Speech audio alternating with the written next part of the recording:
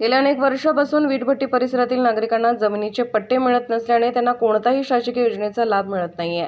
स्थानिक गुरुदेव संघाचे अध्यक्ष मनोज येडाम यांनी नगर परिषदेकडे वीटभट्टी कामगार व रहिवाशांना जमिनीचे पट्टे मिळावे यासाठी अतोनात प्रयत्न केले। त्यांच्या प्रयत्नांना आता यश येताना दिसत असून नुकतेच उपजिल्हाधिकारी आणि उपविभागीय अधिकाऱ्यांना पत्र निर्गमित केले। याद्वारे रहिवाशांच्या समस्येवर तोडगा काढण्याचे निर्देश देण्यात आले आहेत। विशेष म्हणजे वीटभट्टी परिसरातील नागरिकांना जमिनीची पट्टी द्या किंवा इच्छा मरणाची परवानगी द्या अशी मागणी गुरुदेव संघाने केली होती। अध्यक्ष मनोज गेडाम यांनी हा मुद्दा थेट उपमुख्यमंत्री यांच्या कार्यालयातही मांडला होता।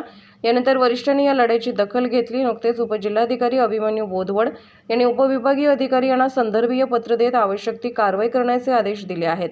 शहरातील कष्टकऱ्यांची वसाहत म्हणून वीटभट्टी परिसराला ओळखले जाते। या परिसरात सर्वसामान्य नागरिकांची मोठी वस्ती आहे।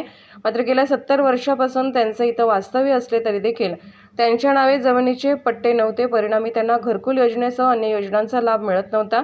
मागील 3 वर्षापासून या मागणीला जिल्हा दरबारी मांडण्यात आलं होतं। मात्र याकडे चालढकल केल्याने उपमुख्यमंत्री, राज्यपाल तसेच नगरविकास मंत्र्याकडे या समस्येवर तोडगा काढण्याची मागणी केली। आता यावर उपमुख्यमंत्री कार्यालयाकडून थेट महसूल उपजिल्हाधिकारी यवतमाळ यांना तातडीने निर्णय घेण्याचे आदेश मिळाले आहेत। महसूल उपजिल्हाधिकाऱ्यांनी या प्रश्नांची सोडवणूक करण्याचे पत्र उपविभागीय अधिकाऱ्यांना पाठवले असून यावर लगेच आवश्यक कार्यवाही करून त्या संदर्भातला अहवाल पाठवण्याचे निर्देशही देण्यात आले आहेत। गेल्या 70 वर्षापासून विटाभट्टी परिसरातले गोरगरीब लोक राहत आहे, परंतु त्यांना कोणत्याच हक्काच्या सुविधा नाही आहे। त्यांना घरकुल मिळत नाही आहे, त्यांना रोड नाही, नाल्या नाही। त्यासाठी सतत माझ्या गुरुदेव युवा संघाचा पाठपुरावा सुरू होता।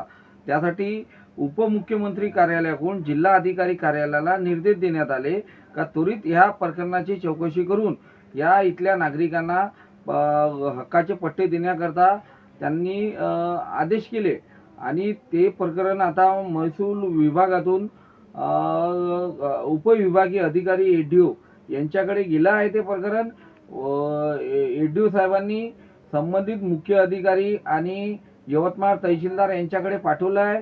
यामध्ये थोडीशी मी दिरंग पाळली तर आमच्या गुरुदेव युवा संघाकडून आंदोलन केलं जाणार। आता बरसातीची वेळ आहे आणि याआधी तिथे अनेक मागच्या अवकाळी पाण्यामध्ये विटाभट्टीमध्ये मोठा प्रसंग घडला होता।